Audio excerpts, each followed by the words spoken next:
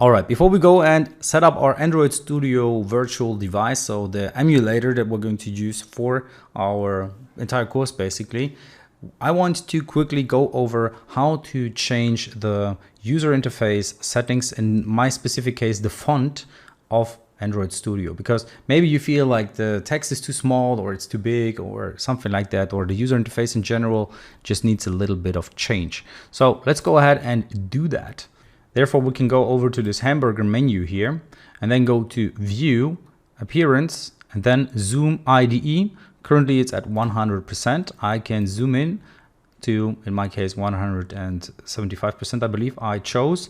And while it is going to be a little tricky at some points, for example, here at the bottom, when I'm inside of this onCreate method, inside of my main activity, it's a little too much. But overall, this allows me to have the interface big enough for you to see all of the areas on the screen well, while not overwhelming you, and also giving you a bigger code to work with. I'm probably just going to make it just a tiny bit smaller because I believe this is just a tiny bit too much. So 150 should be good enough. I believe now we can still see enough code while also focusing on the code and not being overwhelmed with everything else that's going on. So this was just a quick one that I wanted to show you, just in case you want to use it for yourself because you don't see well or it's just hard on the eyes otherwise. All right, so let's go over to the next video where we're going to finally set up our emulator and test our application. So see you there.